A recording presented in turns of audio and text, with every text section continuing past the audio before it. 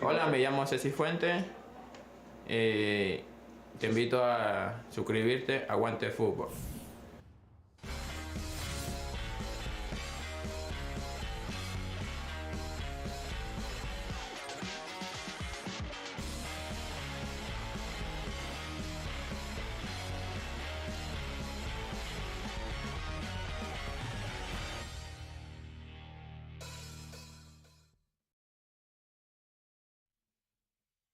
In famous words of Gus Marquez from the chat, let's go. Yeah, I'm back. Philly's back. Max is back. This is LAFC 360. We took a week off for Labor Day. We don't labor on Labor Day, but we are here to talk all things LAFC. Max Bretos, voice of LAFC. Christian Filimon, Defenders of the Bank. Myself, Vince La Rosa. Welcome you guys in the chat as well, which is already hopping. I'm sure we're going to have a lot of things to talk about in this match, but we like to do things a specific way here. We kind of go through 3 big questions with our breakdown, and then from there, it's off to you guys, the chat. So let's get involved. We'll prime you with these questions, and then you guys start asking questions or giving your observations, and we're going to bounce back and forth between the chat and you guys. So to lead the way, Christian, Filimon, LAFC loses to FC Dallas 2-1. What happened? What happened indeed? That's obviously the first question that we need to throw out there. It's very simple, but it's important. We're going to refer to this as Phil Knickett's series of unfortunate events. And I'm going to break it down to my quintuple F syndrome. It's very simple.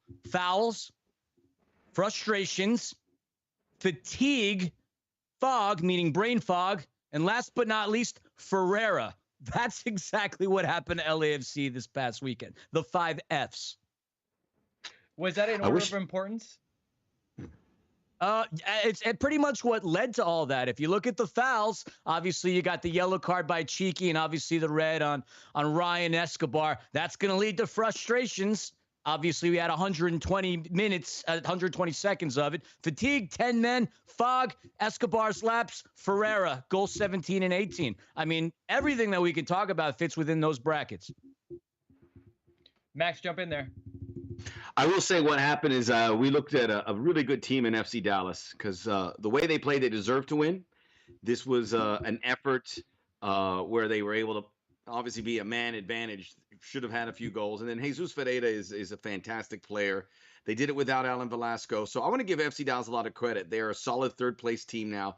They're a team that, as you pointed out, you tweeted very early that this game has been destroyed because of that red card, because now LAFC, which have been very pragmatic in the way they approach games. You know, I always wonder, can't you still play the way you would like to play a man down? And the answer is yes, but for 77 minutes, probably not. So you've got to be practical there. And I think Steve Chernobyl was there. Then you saw them not really press that much and go back and absorb pressure. It's the right thing to do because it's such an early point to get a red card, and there's not much you could do with regards to that. But hats off to FC Dallas. But that said, what happened was it was such an odd game. As I was broadcasting it, you're saying to yourself, this is incredible what LAFC are doing. Repelling these chances. Max Crepeau with his best save of the season, that one where he came over the top with his right arm. And then they continue to push. They get the goal. Incredible ball by Giorgio Chiellini to set up for Chicho Arango. And then you're 75 minutes in, and you're like, this is a famous win. And then it goes to poop, which is the reality of this sport many times. Is that a technical term from you, Max? Yeah. And I wonder if there's a lesson to be learned in this, but I don't know if there's a real lesson. This can't happen again, and certainly can't happen in October or November. Yeah, I mean, you can't play 70 plus 80 minutes, a man down in Dallas against a good team. Let's not forget Dallas is a pretty good team. But also they have to play again tomorrow. Like, they knew that there was going to be a quick turnaround, tough turnaround where they're flying to Minnesota. So I think Steve Trundle had to be measured in some of his changes, but you would never expect that you had to go through 80 plus minutes like that. And I'm going to move us along to what we learned. But before I do, I just want to point out that other than the chances, Maxime Crepeau made some good saves, but I don't think that they really broke in on goal and were really super dangerous. And actually the XG from the game kind of backs me up there, because LAFC were actually won the XG battle down 10 men for almost 80 minutes. But let's move to what we learned. I think what we learned is something we've known since 2020 and 2021. If you make mistakes 18 yards or less from your goal, you're gonna lose games and you're gonna suffer a lot of times. And I think LAFC is playing with fire a little bit lately in the fact that they're having some individual errors that are just kind of, as you put it, Max, they're torpedoing what was a pretty good showing under the circumstances. And so that's just such a bummer, because you want to look at the team and go, guys, you deserve something out of this. But when you play like that in this league, we're learning that you can get punished.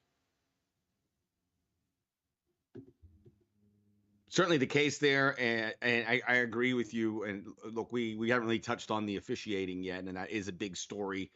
And it's left me with a bad taste in my mouth, which I took away for a little bit after the game. So we do the game in Burbank. I was supposed to meet somebody in West Hollywood. As he called, he says I had to cancel, which was fine. I wanted to go home. So I was miserable. Then I shot down to Venice and La Brea and had some tacos at Leo's, and I felt much better. I had 6 tacos. It's like $12. But they went down. What's your normal? We need Max. We need 4 a or baseline. 5. What's your normal? They're very small Okay. tacos. No, like there's like 4 little slices of al pastor, a piece of pineapple, and then you put on the fixings. And that was it was nice to drive home and eat it on my lap while I was driving, which I highly recommend you don't do. It's very dangerous because you'll get something on your clothes as well. But I ate a couple there, and I brought some back for my wife because it's the right thing to do. And but it was a very disappointing game. But we learned is, I don't think we learned this, but the officiating continues to be spotty as well, and we have to take that into consideration for anything LAFC does. It's going to be there. And what we also learned is down the stretch here, there's some odd assignments for LAFC games. We had the New Zealand referee. We had very inexperienced referees, and I know that that'll fix itself. You get the best refs of the playoffs, but you still pay a price. And I think it's something that the league has to take a closer look at. But at the end of the day, this was self-inflicted. You've got to be on. I truly believe without that first goal, the second goal doesn't score, and LAFC get a victory here. You've got to be completely alert there, and you've got to control your emotions, because one mistake and it's over at the wrong time of the season.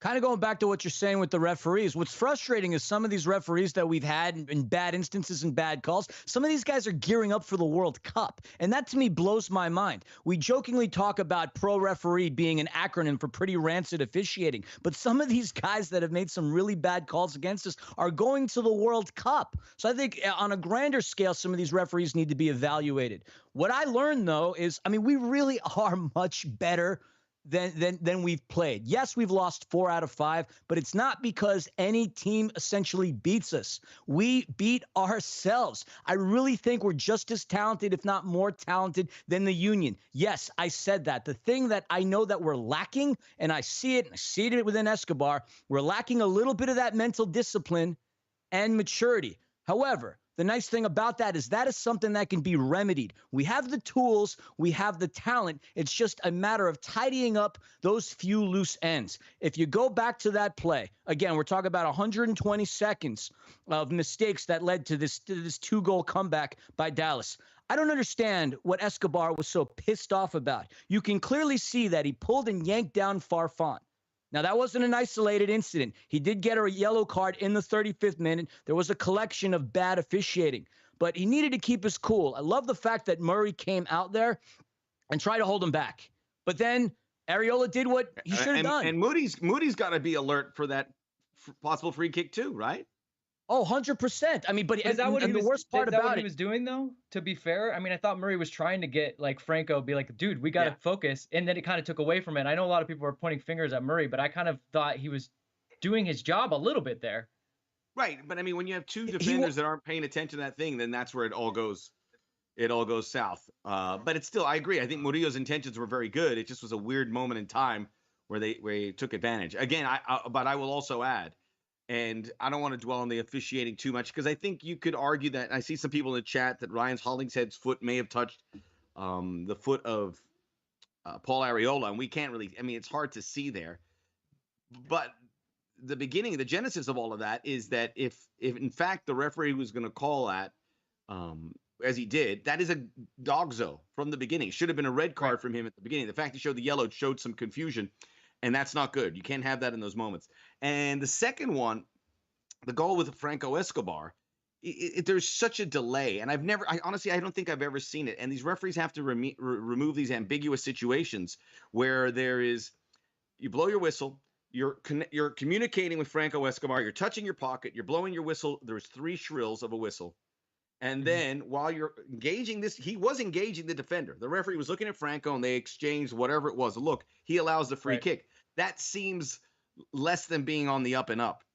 So it's just like if you want these defenders to be in place, you can't occupy their attention, which is what that referee did, even for a split second. I've never seen anything like that. So I just think although the quick free kick wasn't against the rules, so to speak, why put yourself in that situation if you've thrust yourself with that exchange with Franco Escobar? Get rid of that, blow it again. Sorry, I was talking to the defender. Okay, we can't take a free kick there. But yeah, Ferreira had a great shot.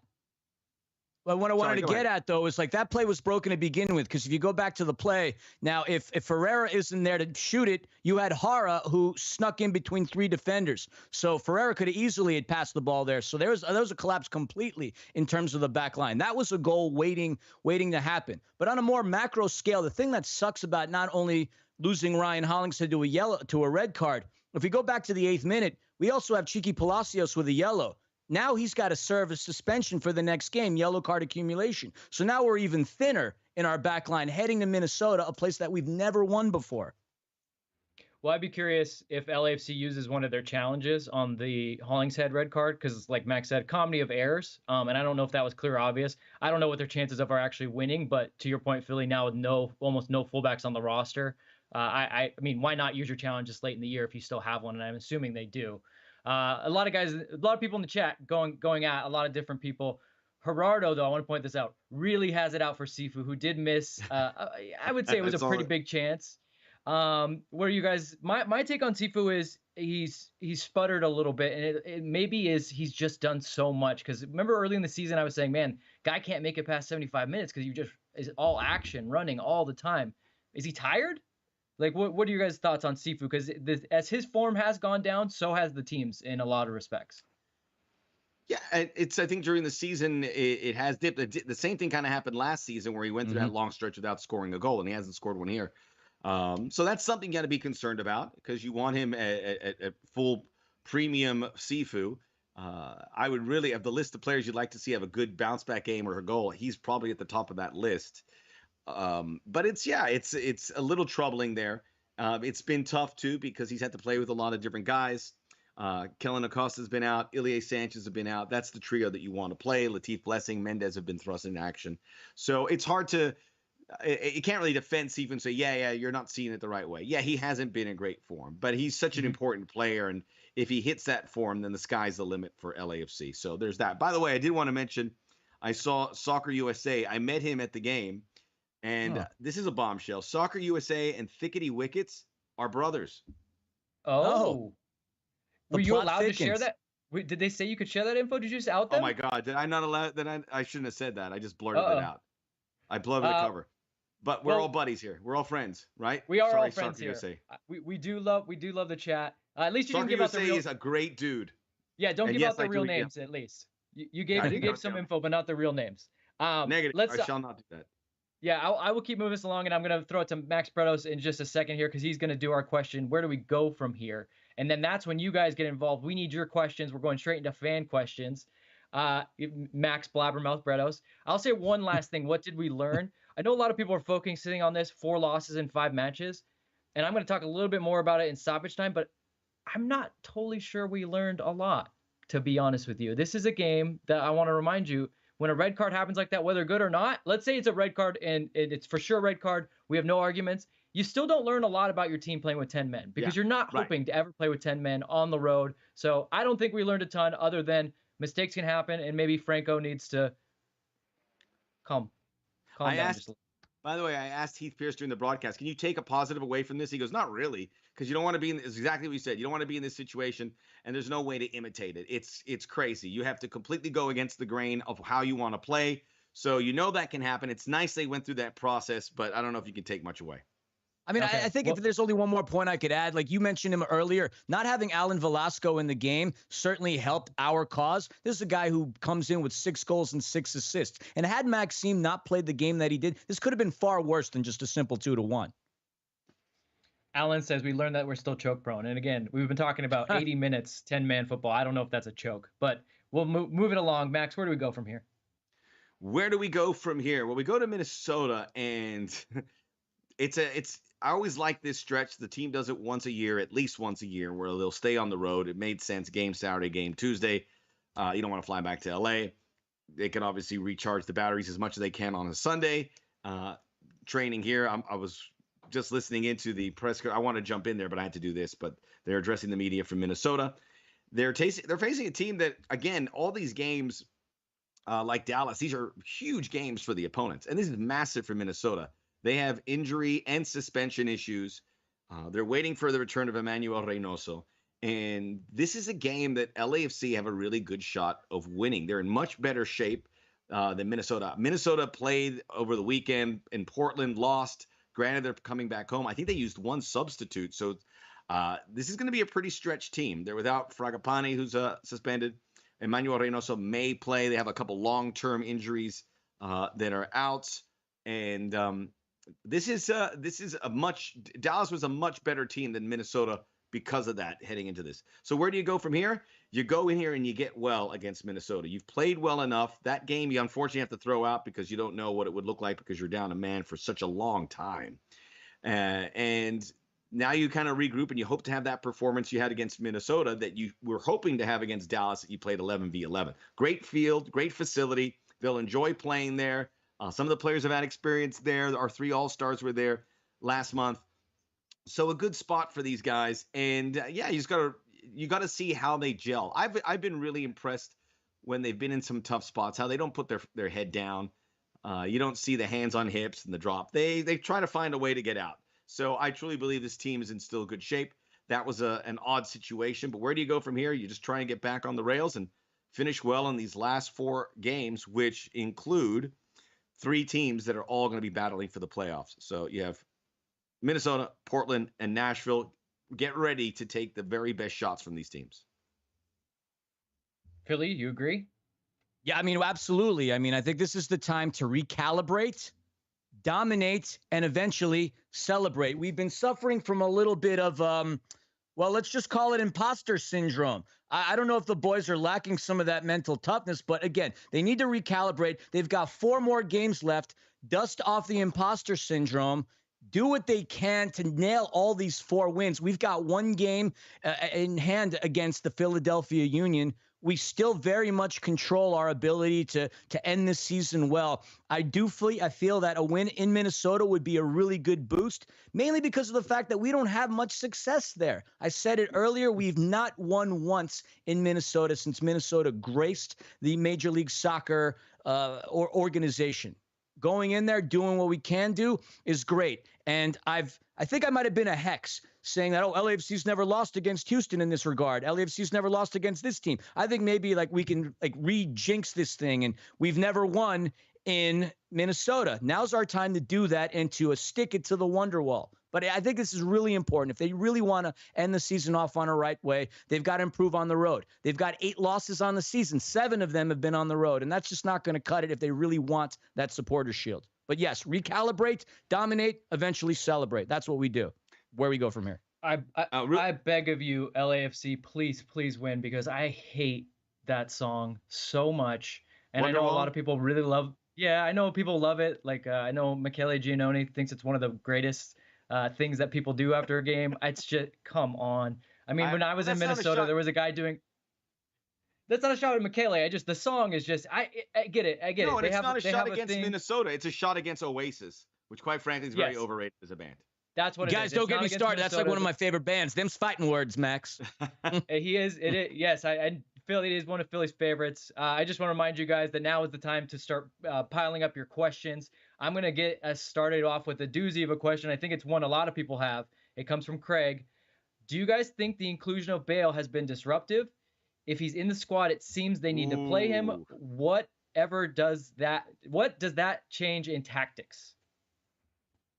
And I think a lot of people are asking this question. That's where I wanted to go there first. Yeah, it hasn't been smooth sailing. It hasn't been the perfect fit. But no, all these guys, it takes a while to really get that good stretch. I would imagine. I don't know anything, but I imagine he starts this game because they just had that trio start and go a long direction. So it would seem that this is a game where Gareth Bale gets his second start of the season. I thought he did a nice job. I mean, he came in. We got to defend him because he gets put in some situations where he's coming off the bench and either he has to chase a game or protect a lead. He did some sharp passing. He's trying to get that team going. I'm a believer that it's going to bear some fruit here soon. But to say it's gone great is not accurate. It's just not. The pieces haven't been clicked in there yet, and there's the process of finding out the best players to play in each game, which is what Steve Cherundolo says every time and sticks to it with regards to who will play the game. But we'll see it here, and this is why you want that big roster, certainly offensively, because you could actually go with 3 different players in the front. You could go with Bale, Mahala, and Teo to go with what Chicho Vela and Buanga did in the last game. But I mean, you can't get Chicho out of the lineup. There's no way he keeps scoring. So, but Gareth Bale, it is a wait and see. But I wouldn't get frustrated with it. It's still such a great luxury to have, and the talent's there, and he is preparing for a big tournament, and we'll see where it goes. Also, just going back to where do we go from here quickly. I saw some questions out there about clinching the supporter shield. We just need a win. Austin, it doesn't matter. We just need a win, and we're in. And then the supporter shield, as Philly touched on, you have the tiebreaker. You have more wins than Philadelphia. So if you finish well, and if then Philadelphia wins all 4 games, you have to win all 4 games. But Philly's not going to win all 4 games, are they? No. Yes? No, I mean, we keep talking about all these these things that we talk about, like you need momentum going in the playoffs. At the end of the day, those are all really just cliches, and like, yes, they're somewhat true, but also they're cliches for a reason. Like we always say them. You could look at Philly, and if you really want to use a cliche and say, did they peak too early? I mean, they've been incredible this last 11 games. Are they going to win the next 4? I don't think so. Like Max said, but yes, LAFC does have the inside track to the supporter shield. If it comes down to it, both teams win all their games. LAFC has that tiebreaker. I want to go back to Bale. And Philly has 3 games, not 4 games. Sorry, 3 games. You're right. I want to go back to Bale for a second because people ask tactically, and again, people kind of get into the tactics, and it's like, no, it doesn't really change tactically. And I think the biggest problem we have with Gareth Bale is our memory of what this man could be and what he was. And then when he showed up in his first couple games and got a couple goals, you were like, okay, nowhere to go but up from here. But that's not how it always works. Tactically, it doesn't change though. Gareth Bale's a player that likes the ball. He likes to be played to his feet. It's really how your partnerships change. You know that if Gareth Bale is on your side and you're the fullback, he's likely not going to try to go over the top.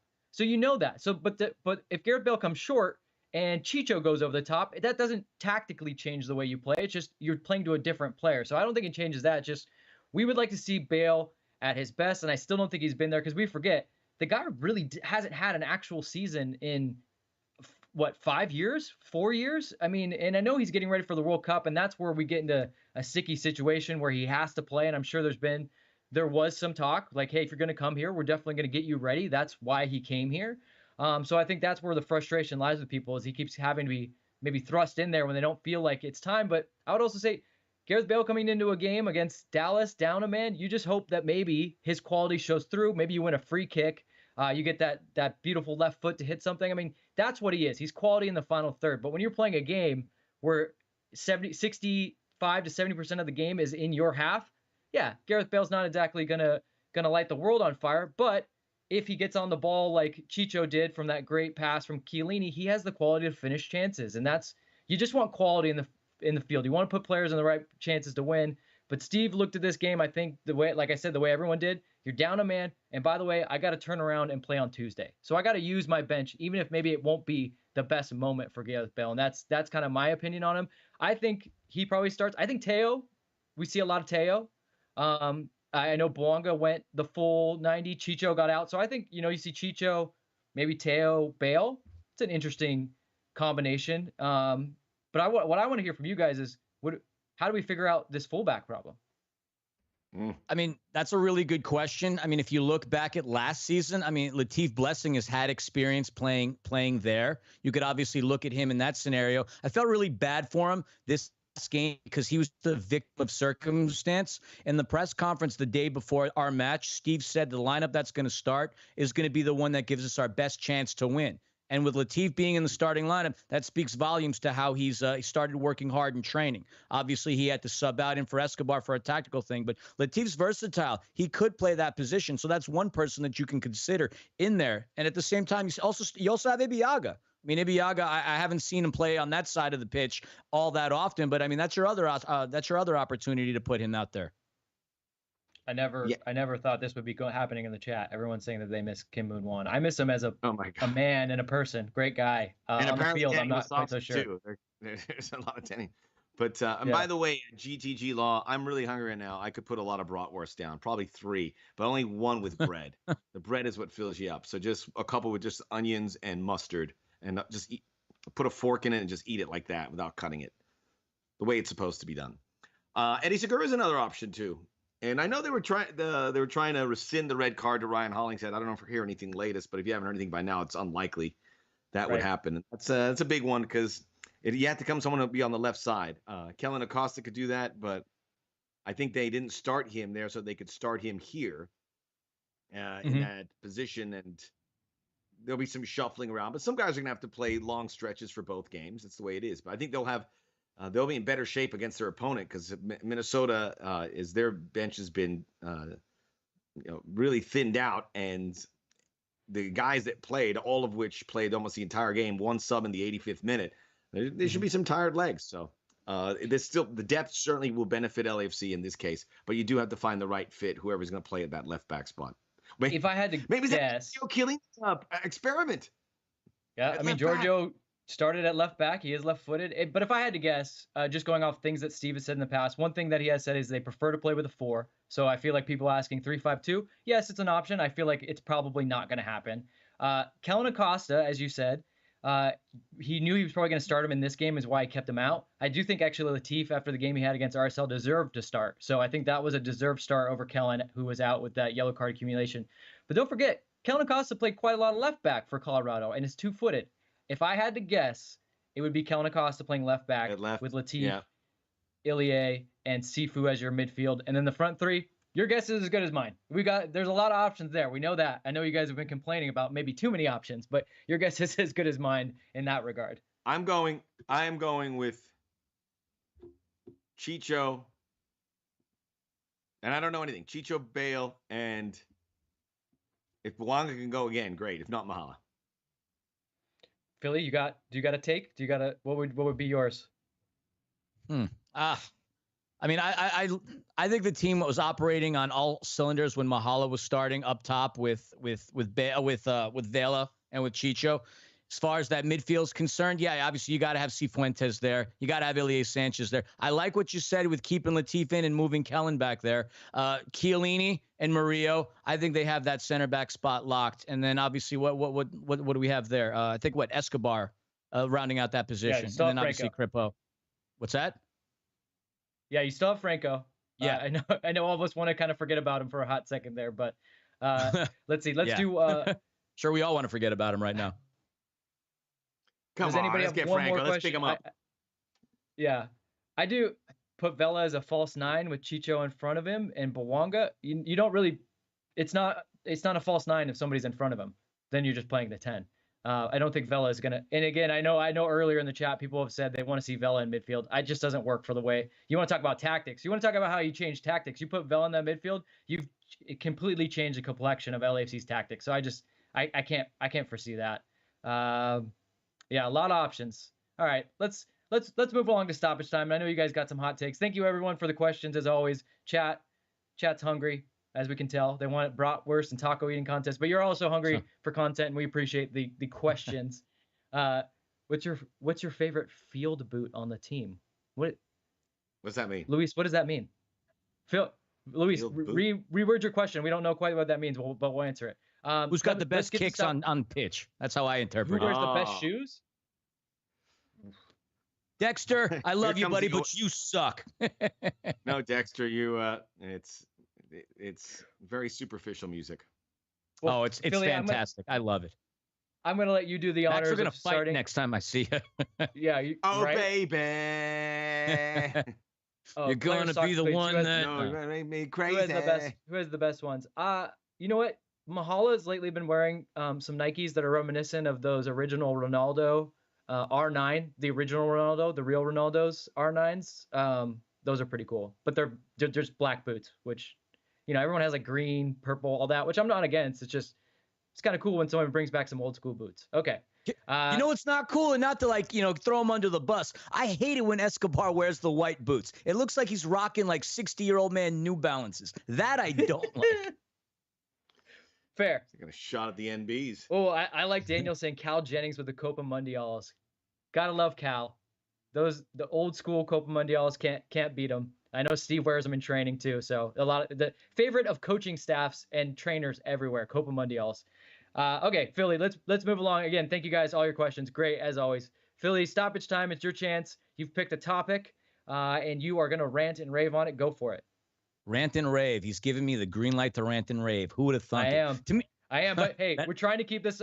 We're at 31 minutes here. We're trying to maybe get a sub 40. So let's do this. All right. Well, then you don't really want me to rant and rave. To me, it's very simple. Everybody, if we win at Minnesota, I firmly, and I mean firmly, believe that we will win the Supporters Shield. It all goes to hell if we can't win at Allianz. LAFC needs to get better on the road. We're going to clinch the West. We're going to clinch that Supporter Shield. And as a result of that, we're going to do something that only Toronto has done most recently. Actually, no, we're not going to win the treble. Forget that. Scratch that thought. We're going to win the Supporter Shield. We're going to win the MLS Cup. I know, Vince, what you're saying is it's cliche to build some momentum to go into the playoffs. But for me, success breeds upon success. Yes, it's another season, but when you're confident, you feel good, you play good. So if they can knock out Minnesota, they can win at home against Houston and Nashville, and then win on the road at Portland. We're going to win Supporter Shield, and that's going to give us exactly what we need to go into the MLS Cup playoffs and absolutely annihilate everybody and establish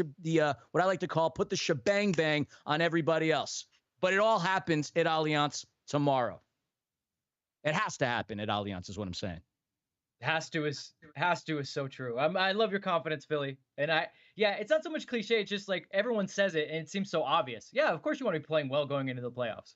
But I get where you're coming from. It's the laws of attraction. You know, I'm a firm believer in The Secret, the power of positive thinking, Think and Grow Rich by Napoleon Hill. The list goes on and on. It's all about mental toughness and maturity, which obviously they need to work on a little bit more. That to me is the missing ingredient for this team to really go out there and wildly dominate everybody else.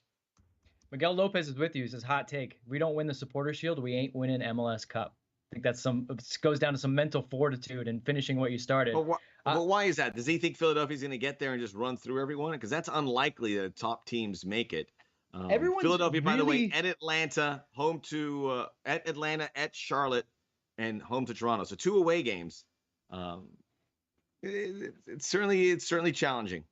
But I agree with Philly that this Minnesota game can really determine how this season goes. It's not a must win, but if you win this game, which you're in, it's a good position to do it because they're missing. We'll see if Reynoso plays. If they don't have Reynoso, they're really shorthanded, and that's an away win that by the law of averages you're going to get some because you've been so close to getting results on this road trip, these 4 games, which you've lost all 4. But they're certainly due for that against a Minnesota team that's treading water. And if they win that, you have these 2 home games. They're the best home team since they came to the league in 2018. So you have to like their chances to hit the tape there, maybe just ahead of the Union. Yeah, you need those home games. I'm actually somewhat surprised how much. I mean, I think Philly's a very good team. It just seems everyone thinks it's a foregone conclusion that they're this good, and we know that in one game playoffs. Come down to earth. Yeah, we know, and also, yeah, they're going to come down to earth, but also 1 game playoffs. We know, we've been there, 2019. We know what can happen. So I'm very surprised. Well, I'm going to go ahead and go next. Same thing happened to them. Same thing happened to them a year later. They won the Supporters Shield, and then they lost in the playoffs early. You're right. I mean, in all fairness to them, though, they did have COVID kind of decimate their entire team. Listen, Philly, that's not our problem. The same thing happened. That's End true. of story. That's true. Yep. I'm with you there. I like what Thickety Wicked said. It's not a must win, but it's a must not lose. That's probably the best way to look at it. I'm going to go ahead and go because I want the voice of LAFC and the man that's going to be calling the game tomorrow because I know what his stoppage time is. I think it's a good way to round out the show. So mine is not all losses are created the same. And I know that you look at the raw data, you look at the standings, and you see that we've come back to earth, and Philly is slightly ahead of us, although we do have a game in hand. And as I always say, game in hands are only worthwhile if you win them. So I'm going against some of my own talk here, but I look at this, and yes, they lost 4-5. And again, these are the hard facts, but I think as a team, and this is why we do this show, we like a little more nuance, and we like to talk a little bit more context. In these games, really, these losses are not the same. I look at the San Jose game and I say, rotated team. Yes, should they have done better? Should they not have played so poorly? Of course. I think that they should have done better, and that game was still within their grasp. Then you think about Houston, another call that really, I think we got the wrong side of the stick on that call. But they still should have won that game. Gareth Bale should have had a hat trick in that game. Other guys should have stepped up and scored. And now you look at this game, a red card where you're playing 80-plus minutes. You take it for whatever it is. Yeah, like I said, even if that was a bang-on red card, Dogso gets it right away. I think you still have to look at this game and go, a team playing at 80 minutes, what really can I take away from this game? What can I analyze? Maybe you can analyze a little bit of heart, but on the road, down to 10 men, I think, again, they acquitted themselves pretty well, and it came down to individual mistakes. Really, the only loss to me that is glaring and bad, and the one that we all kind of go back to, is that loss in Austin. That was your full-strength team. That was Steve Cherundolo flexing his muscles a little bit with his team selection, and the guys just did not show up. They fell flat. Everything went wrong that day. So that's the one where I take the most from, and I think they've learned the most from. But since then, again, some of these losses, it's hard to really break down and to assess the team as a whole when things are happening in the background with referees and things like that. And again, I'll put up my hands and say, look, this can happen in the playoffs, and that's why the margins are even that much finer. You get a red card. Oh, you got to find a way no matter what. And I think for a lot of this match, as we said, they found a way away from home. They could have been the winners there, but it took some individual mistakes and a brain fart over like 4 minutes for this to happen. So I'm not going to draw any huge conclusions from here. So maybe I'm just going back to what Thickety Wicket said. It's not a must win, but this is a not lose in the way that you've kind of found some interesting ways to drop points. So that's my take. I just really can't draw big conclusions from this 4 or 5 losses. And thank goodness that this team was so good before this. They really put themselves to continue to be in a position. And we've seen what it's done to some teams that really pushed. Minnesota was one of those teams that looked hotter than hot. They've disappeared. Haven't scored goals, I think, in the last 3 games. Austin really dropped off the pace. So it's an interesting way to look at it. Again, raw data, 4 out of 5 losses. And that's all that people are going to remember come this time next year. But I just think if we really look at these losses, we can still be pretty proud of our team. And I'm not doomsday yet. I'm not all doom and gloom yet. Talk to me after this game. Maybe I'll have a different thing. But as long as we have home field advantage, at least in the West, I feel good about LAFC. And then once you get to the final, guys, all bets are off. Do I want it to be at Bank California Stadium? Yes, but it's a final. Anyone saying to me, and by the way, there's no saying, as Max Bretos says, that you'll be in Philly for the final. Philly very well could lose. You could play a 6 seed, maybe. So, again, I wouldn't look too far ahead. Let's get the home field advantage for the Orlando. Let's get home field advantage. Let's run the West, and then we'll see where it lands in the final. I say just getting to a final is important. And then from there, it's all bets are off. You just got to do whatever it takes to win. All right, Max, you are up. I saved the best for last. Yeah. So you said you wanted to get off by 1:40 Pacific, and you left me 2 minutes here. So I don't know. Sorry. I'll be able to, I don't think I'll be able to dismount in time. So we may go a little bit over. Somebody mentioned just don't bill us for the overtime. Okay. Somebody mentioned if they watched Welcome to Wrexham. I've started to enjoy it a little bit more as each episode goes. And Ryan and Rob are very compelling guys, so it's I'll keep watching it. And the locals in Wrexham. I'm glad you came around. Yes, okay, I'm glad you came around. I'll watch it. I mean, I'll watch it for its duration. If it goes season 2, I'll have a different story. But I'm sure they want it to go season 2.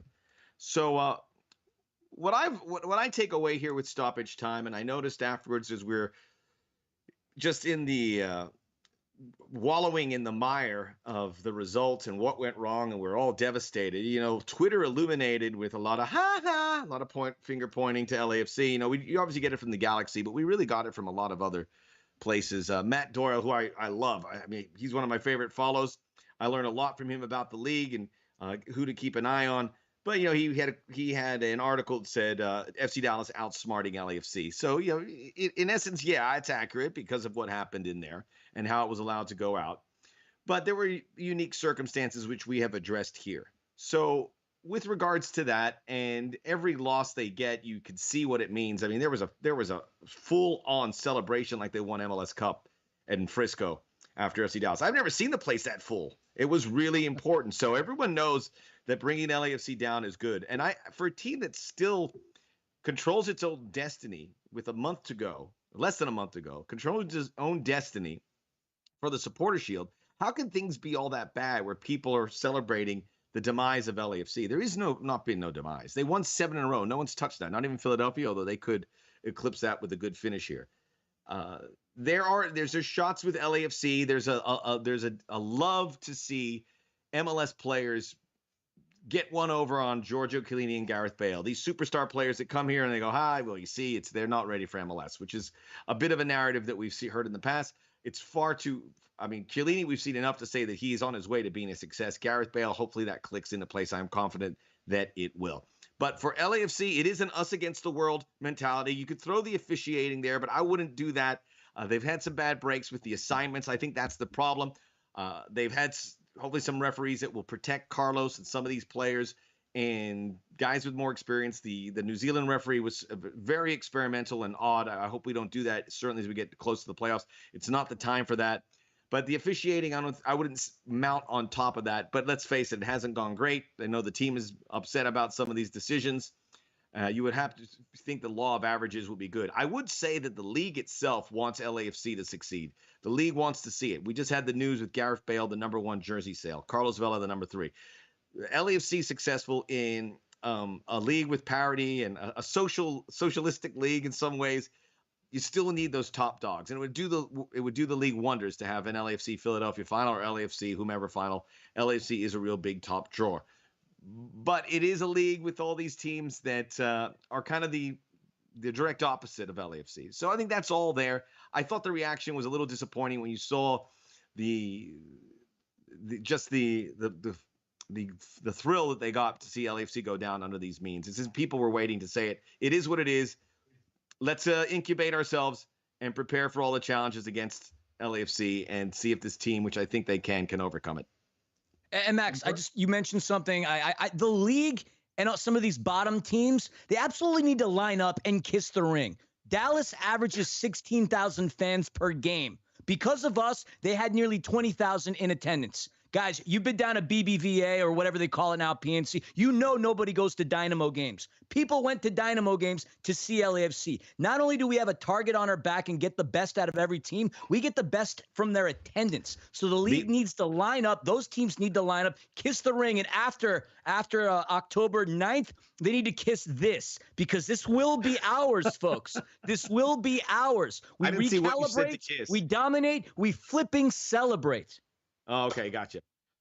What was it? What was the secondary market for the tickets in Austin for that LAFC game? It was insane. It was like $1,000. So was Austin. It was pushing $100, which is crazy. Oh, the cheapest ticket was 100. Yeah, sorry. So you're right, Philly.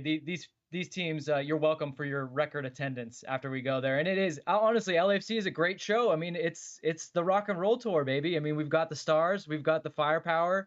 A lot of people are pointing out, is LAFC somewhat like Club America in Mexico? And in a lot of ways they are. And so embrace being a villain and just think about what they'll say if we do, in fact, capture that Supporter Shield and MLS Cup. It's going to be a rough off season for a lot of MLS fans if that happens. So let's just hope the team figures it out and they get those trophies and we put them in our trophy cabinet. We got the longest offseason in MLS history to talk a lot of trash to a lot of teams and get them ready for our CCL run. But that's it for us. We came close to our 40-minute mark. We got very close. Thank you, everybody, for watching the show. Don't forget to like and subscribe. Don't forget to like this show that you've been watching. Get those thumbs up. You guys are always great. We love the comments. We will be back next week. Max Bretos, though, will be back in your ears and eyeballs tomorrow because he will be calling that game, KCOP, I believe, with Warren Barton as your +1 against Minnesota. And then Max, of course, will be back again when we're all back together. And we hope to see your smiling faces at Bank on Sunday. 110 Football will be there for pre and post, so please join us for that. And then again, LAFC 360. Parting shot from Dexter about Oasis. LAFC 360 Monday the 19th. And I agree with Dexter. Thank you, Philly. Thank you, Max. Oh, you were all fighting. We're all fighting.